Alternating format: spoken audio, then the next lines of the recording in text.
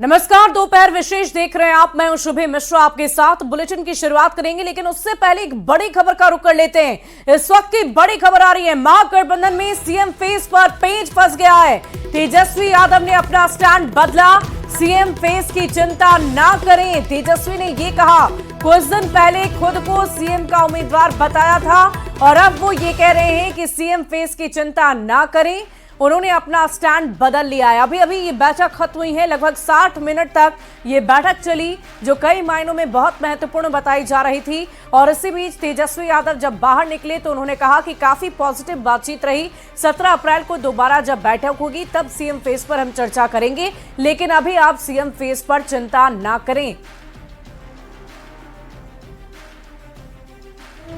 तो तेजस्वी यादव ने अपना स्टैंड बदल लिया है। बड़ी खबर आपको बता रहे हैं, महागठबंधन में सीएम फेस पर पेंच फंस गया है। बड़ी जानकारी आप तक पहुंचा रहे हैं। सीएम फेस पर तेजस्वी ने अपना स्टैंड बदला। सीएम फेस की चिंता ना करें, तेजस्वी ने ऐसा कहा। हालांकि कुछ दिन पहले खुद को सीएम उम्मीदवार बताया था और न सिर्फ उन्होंने बल्कि उनके पार्टी के राष्ट्रीय अध्यक्ष उनके पिता लालू प्रसाद ने भी कुछ ऐसा ही कहा था। तेजस्वी यादव ने कैसे अपना स्टैंड बदला, क्या कह रहे हैं, आपको सुनवाते हैं। चेहरा होंगे कोई समन्वय को लेकर कोई बातचीत चेहरे को लेकर आप पता नहीं आप लोग क्यों चिंतित रहते हैं चेहरे की। ये हम लोगों की चीजें हैं। ये हम लोग जो है बातचीत करके सारी चीजें जो है सामने आ जाएंगी। तो आपने सुना, तेजस्वी यादव ने कहा है कि ये आपस की बातें हैं। बैठकर जब बातचीत होगी तो खुलकर बातें सामने होंगी। लेकिन कुछ ही दिनों पहले पार्टी के राष्ट्रीय अध्यक्ष लालू प्रसाद और साथ ही साथ खुद तेजस्वी यादव ने भी खुद को सीएम का चेहरा बताया था, उम्मीदवार बताया था।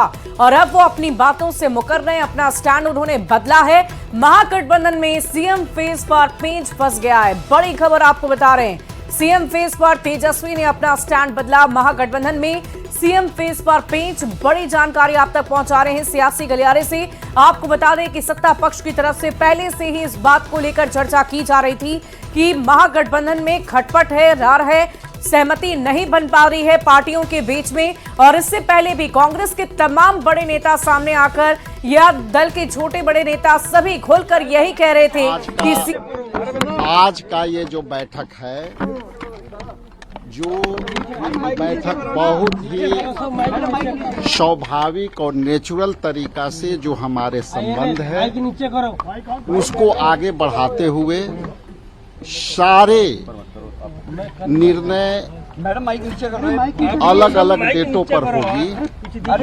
और आज का जो मीटिंग था काफी सशक्त और एकजुटता होते हुए हम लोग एनडीए सरकार से मिल करके पूरी ताकत से लड़ेंगे। और कई विषयों पर चर्चा हुई और उस सारे विषयों पर हम लोग आगे पॉइंट बाय पॉइंट बढ़ेंगे। और जो आपके कई सवाल आते हैं उस सारे सवाल को आज विराम मिल गई और मुझे लगता है कि उस सवाल से हम लोग को आज के डेट में मुक्ति मिल जाएगी। तेजस्वी सीएम का चेहरा होंगे गठबंधन के? देखिए ऐसा है कि जैसे कि मैंने कहा कि हम लोग अलग अलग तिथि पर बैठ के, चूंकि हम लोग 5 पार्टनर हैं, उस पर हम लोग सारे पॉइंट पर विमर्श किए हैं और उस पॉइंट पर टाइम टू टाइम बैठेंगे। और बैठने के बाद जैसे जैसे निर्णय होगा हम लोग आगे बढ़ते जाएंगे। सहमति बन गई है राजेश जी, ऐलान जब भी हो सहमति बन गई है। देखिए ऐसा है कि आगे के लिए प्रभारी जी आप बताइए सर, तेजस्वी सीएम का चेहरा होंगे, सहमति बन गई लेकर कोई चर्चा नंबर को लेकर क्या कृष्णा जी, क्या तेजस्वी अर्जुन होंगे, तेजस्वी अर्जुन होंगे गठबंधन के? आज कांग्रेस प्रेसिडेंट राहुल जी, आरजेडी के नेता तेजस्वी जी और हम सब के साथ अच्छी मीटिंग हुई। बिहार में आने वाले दिनों में कैसे आगे बढ़ना है इस पे विस्तार से चर्चा हुई। 17 तारीख को पटना में मीटिंग है, उसमें आगे की जो रणनीति है उसके बारे में कैसे बढ़ना है उस पर चर्चा होगी। और हम सबको विश्वास है कि बिहार में इंडिया गठबंधन चुनाव जीतने जा रही है। धन्यवाद। कांग्रेस कितनी सीटें लड़ेगी? आज की बैठक शुरुआत थी, अगर सारी चीजें आज ही हो पाती तो हम आपको जरूर बताते। 17 को पटना में दूसरी मीटिंग है, उसमें ये काम जो आज शुरू हुआ है उसको सारे दलों से मिलकर कंबाइंड कंसेंसस बनाकर रणनीति बनाकर हम आगे बिहार में बढ़ेंगे। धन्यवाद। कृष्णा जी, तो आपने सुना कैसे कृष्णा अल्लावरू हो या राजेश कुमार हो या खुद तेजस्वी यादव, सभी ने यही कहा है कि मीटिंग अच्छी हुई, बेहतर हुई, पॉजिटिव बातें हुई, लेकिन सीएम फेस को लेकर कोई भी पुख्ते तरीके से ये नहीं कह रहा कि तेजस्वी यादव ही सीएम के चेहरे होंगे। महागठबंधन के प्रमुख चेहरे के तौर पर उन्हें इस चुनावी रणभूमि में रखा जाएगा। और देखिए, इस पूरी खबर की अधिक जानकारी के साथ न्यूज 18 संवाददाता अमितेश हमारे साथ लाइव जुड़ गए। सीधे उनका रुख करूंगी। अमितेश, बहुत ही महत्वपूर्ण ये बैठक मानी जा रही थी, बैठक खत्म भी हुई, तेजस्वी यादव ने भी अपनी बातें रखी और तमाम जो कांग्रेस के नेता हैं वो भी सामने आकर बोले, लेकिन किसी ने भी सीएम चेहरे को लेकर तेजस्वी यादव के चेहरे पर मुहर नहीं लगाई है।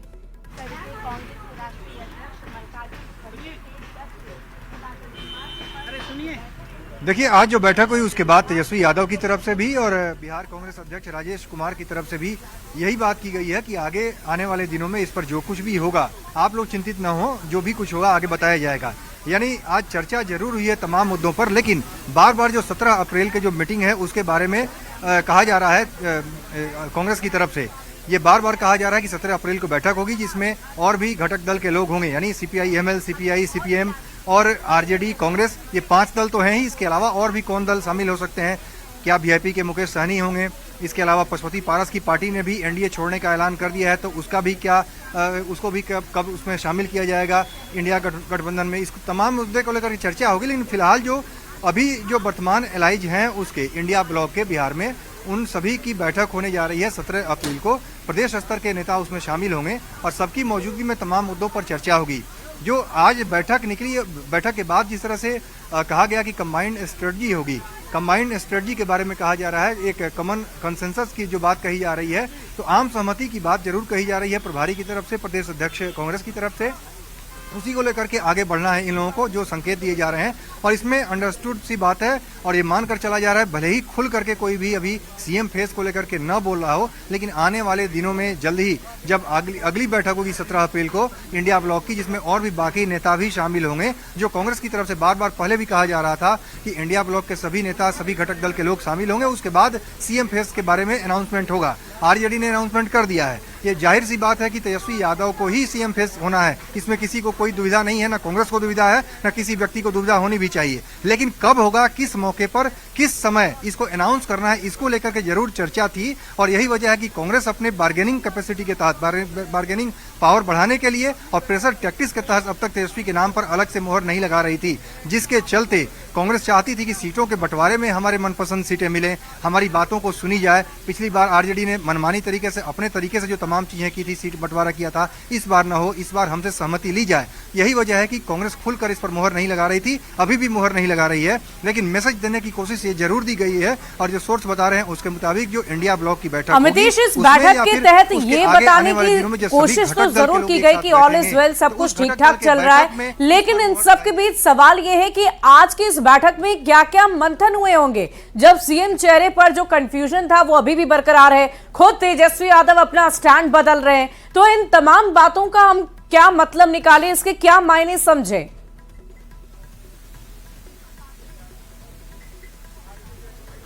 देखिए, सीएम पद पर निश्चित रूप से अभी खुलकर नहीं बोलना चाह रहे हैं और सीएम पद को लेकर के एक बात बिल्कुल साफ है, जैसा मैंने पहले भी आपको बताया कि इंडिया ब्लॉक के बाकी भी घटक दल जब साथ बैठेंगे तो कांग्रेस यही चाहती है कि इस तरह का मैसेज दिया जाए। एक तरफा आरजेडी केवल ये संदेश दे रही है, आरजेडी ने साफ तौर पर कहा है तेजस्वी यादव ही सीएम फेस होंगे, पहले बोला जा चुका है। दूसरी तरफ अगर बात करें आप, तो कांग्रेस और आरजेडी केवल मिल करके, दो बड़ी पार्टियां गठबंधन की, यही अनाउंसमेंट न कर दे तेजस्वी के नाम की। इसलिए मैसेज ये है कि इंडिया ब्लॉक के जो तमाम घटक दल हैं, सभी एक साथ एक मंच पर आए, बैठे, उसके बाद तेजस्वी के नाम पर मुहर लगे, तेजस्वी के नाम का अनाउंसमेंट किया जाए। और इस कड़ी में जैसा अल्लावरू ने भी बताया, जो प्रभारी है कांग्रेस के बिहार यानी कि कुल मिलाकर अमितेश हम ये समझे कि 17 अप्रैल वो तारीख होगी जिसका इंतजार अभी हमें करना है सीएम चेहरे के लिए, क्योंकि आज की बैठक में बातें तो जरूर हुई, पॉजिटिविटी की बात भी खुद तेजस्वी यादव ने की, लेकिन सीएम चेहरे पर अभी तक मुहर नहीं लगी और उसके लिए थोड़ा और इंतजार करना होगा। इस पूरी खबर पर आप लगातार नजर बनाए रखें अमितेश, हम फिर आपसे जुड़ेंगे और पूरी जानकारी लेंगे।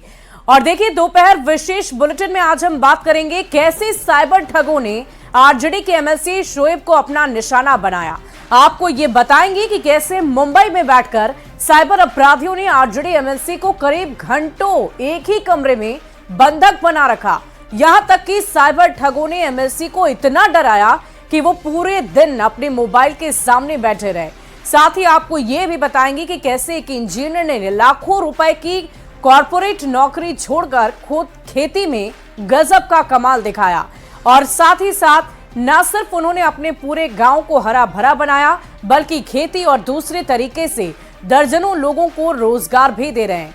इसके साथ ही आपको दिखाएंगे समस्तीपुर के एक वायरल टीचर की कहानी, जो अपने पढ़ाने के तरीके को लेकर तेजी से सोशल मीडिया पर वायरल हो रहे हैं। तो चलिए शुरू करते हैं दोपहर विशेष।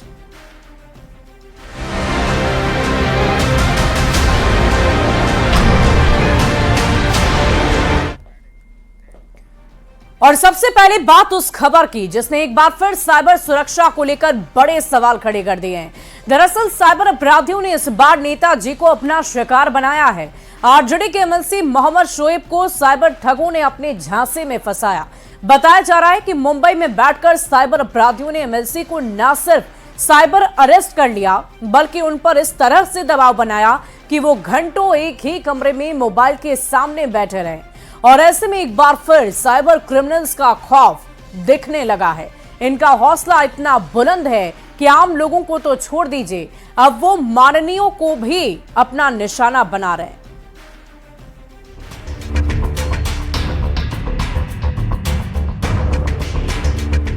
बिहार में साइबर शातिरों ने आरजेडी एमएलसी मोहम्मद शोएब को करीब 12 घंटे तक डिजिटल अरेस्ट करके रखा।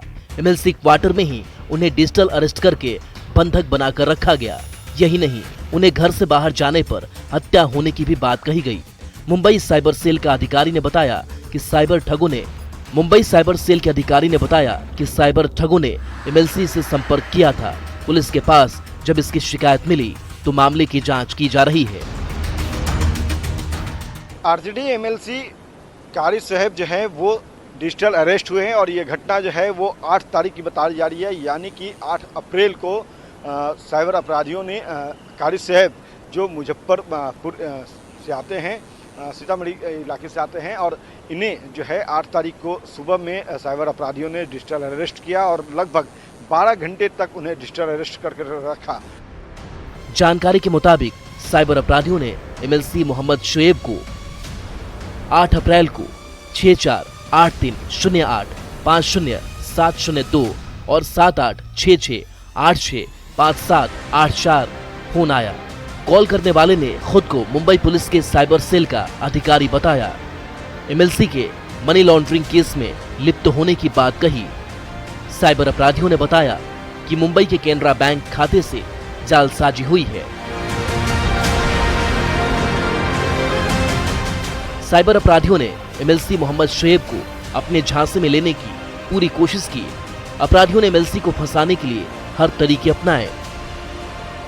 साइबर ठगों ने एमएलसी के ऊपर केस दर्ज करने की बात कही।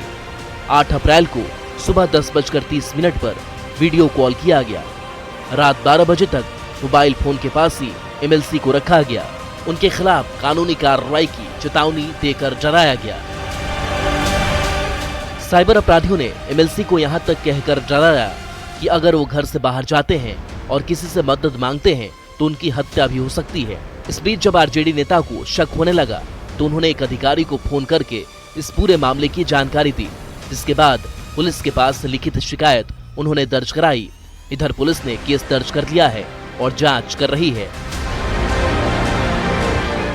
आरजेडी एमएलसी से पहले भी कई नेताओं, बिजनेसमैन और आम लोगों को साइबर ठगों ने अपना शिकार बनाया है। लेकिन जिस तरीके से शातिर ठग लोगों को अपने जाल में फंसाते हैं, कई लोग उसमें फंस जाते हैं तो कई लोग समझदारी से बचे भी हैं।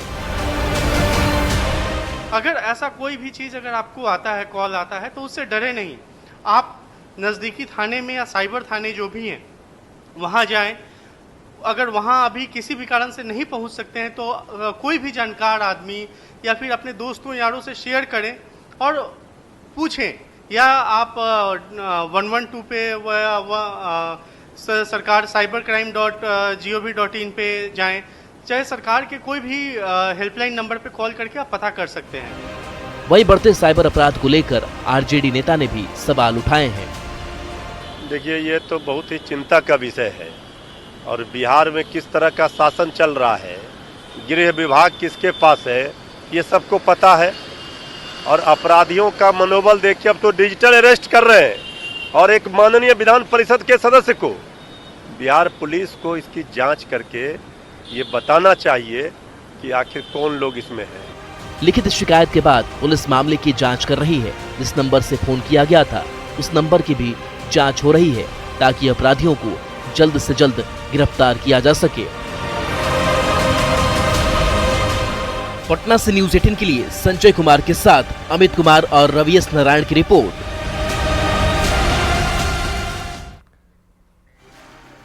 वहीं डिजिटल अरेस्ट होने के बाद आरजेडी एमएलसी ने साइबर थाने में अपने साथ हुई घटना की लिखित शिकायत भी दर्ज कराई है। और अधिक जानकारी दे रहे हैं न्यूज़ 18 संवाददाता अमित कुमार। आरजेडी एमएलसी कारी साहब जो है वो डिजिटल अरेस्ट हुए हैं और ये घटना जो है वो 8 तारीख की बताई जा रही है, यानी कि 8 अप्रैल को साइबर अपराधियों ने कारी साहब जो मुजफ्फरपुर से आते हैं, सीतामढ़ी इलाके से आते हैं, और इन्हें जो है 8 तारीख को सुबह में साइबर अपराधियों ने डिजिटल अरेस्ट किया और लगभग 12 घंटे तक उन्हें डिजिटल अरेस्ट करके रखा। और इस दौरान जो है उनका सारा डिटेल्स जो है बैंक खाता, प्रॉपर्टीज़, सोने कितने हैं, ऑर्नामेंट्स में जो है वो कितने उनके पास हैं, उसके अलावा उन्होंने कहाँ इन्वेस्ट कर रखा है, तमाम जानकारी जो है उनसे वो साइबर अपराधियों ने ली। और इस दौरान जो है लगातार उन्हें डराया धमकाया गया और ये भी कहा गया कि आपके ऊपर जो है मनी लॉन्ड्रिंग का मामला है, और इसी बात को कहते हुए डिजिटल अरेस्ट किया साइबर अपराधियों ने। और उसके बाद लगभग 12 घंटे तक ये जो है पूरा मामला चलता रहा। जब जो कारी साहब है उन्हें इस बात का अंदेशा हुआ कि उन्हें जो है वो गुमराह किया जा रहा है, साइबर अपराधी जो हैं वो उनके साथ इस तरह से मुंबई क्राइम ब्रांच के अधिकारी अपने आप को बता करके उन्हें डिजिटल अरेस्ट कर रखे हैं, तब उन्होंने जो है इस बात की सूचना अगले दिन यानी कि 9 तारीख को लिखित रूप से ये जो साइबर यूनिट देख रहे हैं आप, आर्थिक अपराध इकाई का ये यूनिट है, साइबर कंप्लेंट सेंटर जो है यहाँ पे आकर के उन्होंने लिखित तौर पे एक आवेदन दिया और उसके बाद उस आवेदन पर साइबर यूनिट जो है आर्थिक अपराध इकाई की उनके तरफ से एक FIR लॉन्च किया गया है और अब पूरे मामले की जो जांच है वो की जा रही है। जो MLC हैं आरजेडी के कारी साहब, उनसे भी पूछताछ जो है अनुसंधान के क्रम में जो है पुलिस अधिकारी करेंगे। अब अनुसंधान के दौरान जो है वो क्या बातें सामने निकल कर आती है ये देखना बेहद अहम होगा। लेकिन जिस तरह से देखा जाए तो हाल के दिनों में डिजिटल अरेस्ट का लगातार चलन बढ़ रहा है, उसमें अब जो MLC हैं वो भी उसके जद में आए हैं। कई डॉक्टर्स, प्रोफेसर्स, यहाँ तक कि जो एक IPS अधिकारी हैं वो भी इसके गिरफ्त में आए थे। डिजिटल अरेस्टिंग की घटना उनके साथ भी हो चुकी है और अब इन सभी घटनाओं की जांच जो है वो आर्थिक अपराध इकाई की साइबर यूनिट कर रही है। जांच में क्या बातें सामने आती है ये देखना बेहद महत्वपूर्ण होगा। अमित कुमार, न्यूज़ 18 पटना। और इसी बीच बड़ी खबर राजधानी पटना से, जहां अपराधियों ने गांधी मैदान थाना क्षेत्र के लालजी टोला इलाके में अंधाधुंध फायरिंग कर दहशत फैला दी। दरअसल बाउंड्री के निर्माण को लेकर 2 गुटों के बीच विवाद हो गया और इसी दौरान एक गुट के लोग ने पहुंचकर मारपीट और पथराव के साथ करीब 10 से ज्यादा राउंड फायरिंग कर दी है। पथराव में कुछ लोग घायल हो गए और घटना के बाद इलाके में दहशत का माहौल है। प्रत्यक्षदर्शियों की अगर हम माने तो फायरिंग का आरोप VIP पार्टी के एक नेता मधुकर आनंद सहित कई लोगों पर लगा है। तो करीब 10 से ज्यादा राउंड फायरिंग हुई। एक्सक्लूसिव तस्वीरें राजधानी पटना से बता रहे हैं। लालजी टोला की ये तस्वीरें हैं जहां पथराव और मारपीट के दौरान इस तरह की घटना हुई है। ये तस्वीरें आप देख पा रहे होंगे। अंधाधुंध फायरिंग से इलाके में दहशत का माहौल हो गया है। एक नेता मधुकर आनंद सहित कई लोगों पर आरोप लगे हैं। आरोप वीआईपी पार्टी के एक नेता हैं, उनके ऊपर भी लगे हैं। प्रत्यक्षदर्शियों की माने तो फायरिंग का आरोप वीआईपी पार्टी के एक नेता पर लगा है। तो घटना के बाद इलाके में तनावपूर्ण स्थिति बनी हुई है। एक स्वामी से आनंद मकर, ऋतुराज, मृत्युंजय, संजय कुमार सब के बैठ एक लड़के लोग चढ़ के मारना शुरू कर दिया। घर में गोली चली है 50 को फायर हुआ है।